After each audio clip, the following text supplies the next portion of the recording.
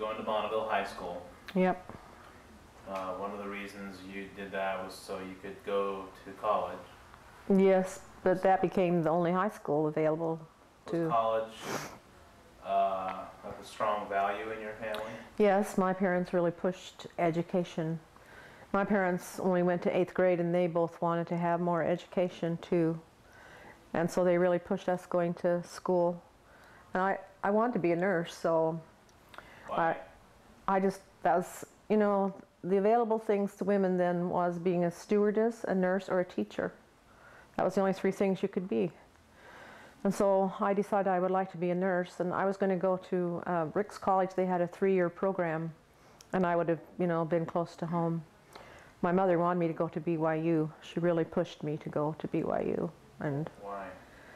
Because it was you could get a degree after, you know, you could graduate and get a college degree. So I applied there and was accepted and decided to go, and I'm glad that I did. It was a better thing when I came back after graduation. I worked at the Idaho Falls Hospital where I was born, and I was talking to some of the girls that had graduated from Rick's, and they had to do a lot of piddly stuff, like they had to scrub the wheels on the bottom of the tables and stuff. They did a lot of busy fill-in, you know, non-learning kinds of things.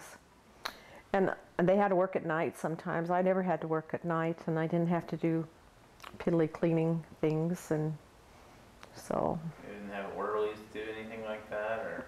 Well, when they were in school, I don't know. You mean they're students? They were student stuff, yeah. But they probably... So you went all the way for an RN right away. You didn't want to stop at a practitioner or other helper? No, there wasn't such a thing. Oh. You just became an RN, got a BS degree, and then I came home and I had to study for the registered nurse test, which I took in Salt Lake City. And I failed one part. The first time I took it, I failed the surgery part by 2 points, and so I had to retake that. And they were waiting for me. By then I had a job in Idaho Falls. I worked in the operating room, which I really liked, and the lady there, the head of the nurses, was waiting for me to show her my registration form, and I didn't have it, and it kept getting, and she was waiting and waiting. My mother, I guess, didn't know I was waiting, because when it finally came, she decided she would keep it from me and give it to me on my birthday. So I don't know how long she had it, but she kept it until my birthday, not knowing that you know, that the supervisor was getting anxious for me to show my registration. But it worked out okay.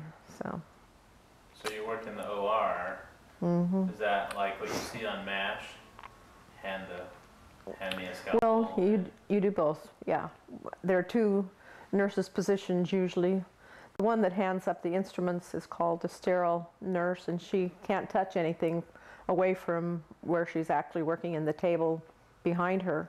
And the other one is the circulating nurse, and she's actually the one that's in charge of the room.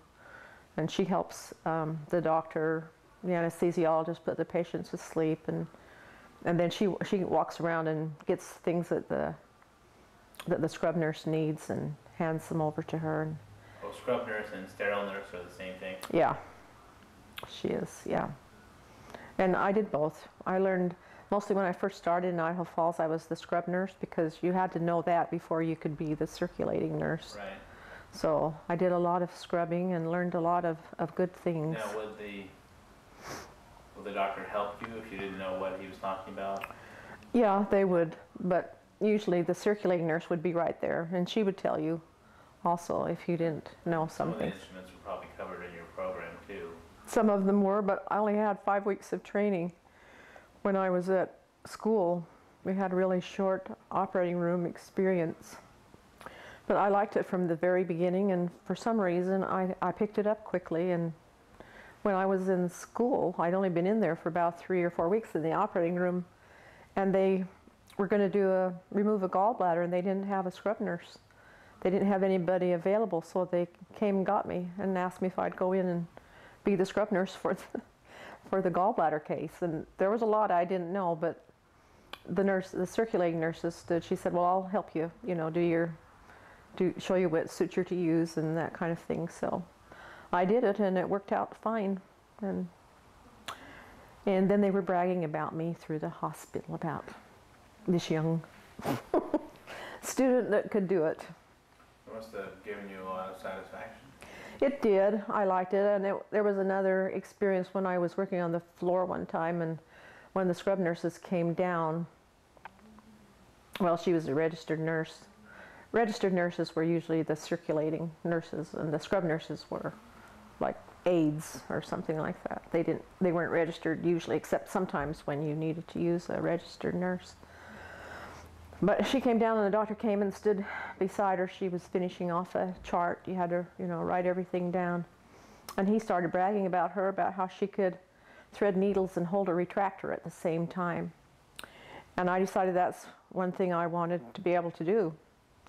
And it wasn't very long after I started working that I learned how to do that very thing. I could hold a retractor in this hand and thread the needle in this hand, and it worked out very well. And when we first went to California after we left Idaho Falls. So as a scrub nurse, you not only just handed things to him, but sometimes he'd have you hold something for him, right, and the patient so you might hold open an incision while he worked. Right. Yeah. So you got your hands right in there. Yes. Well, usually it was an instrument of some kind that you held. But yeah. Yeah. There might be maybe some operations have several nurses that would. Yeah, when I was first learning, they would oftentimes have another nurse scrub in, and she would stand up above the doctors and hold from above. But they got better retracting instruments that would hold it away, so you didn't need to do that as much, from the... Were the nurses responsible to clean up and put everything in the autoclave? Or did they have lower end nurses that did that? They did. They had aides. We had to clean up the room where we were, because you would clean up and get set up for your next case. So you'd have to put water on your instruments and stuff, and we had a room between operating rooms where there were sinks and stuff that we would leave the instruments in the pans, and then the aides would come and pick up the stuff there and take it down and finish it up and wrap it up again and put it in the sterilizer, the autoclave. Yeah, so yeah, it was kind of interesting for starting. I wasn't sure what size glove I wore, and so I asked for a larger size. And when I went to do the work, the first case I did was just a little thing helping the doctor, and my gloves were so long I couldn't pick up the pieces of suture, and that made it kind of awkward. But from then I figured out what size I needed, and it went okay. And for some reason, I really liked it. I liked the organization, and I could see ahead what was coming, what needed to be done, and what. Sounds like you were well respected. You got paid. Had you ever had a regular job before? Only working in the hospital as a student. I worked after I got a little experience in college and worked on the floors a little bit. Then they would hire you for a weekend shift, so you could get some pay. I got $9.50 for an 8-hour shift, like on a Friday night or a Saturday. That was the first year, and then it went up to $10.50. But that's where I got my spending money, was working. I worked a shift a week, and sometimes 2 if I needed more money. So that I would have it, to buy things, because my mother and dad didn't have much to send.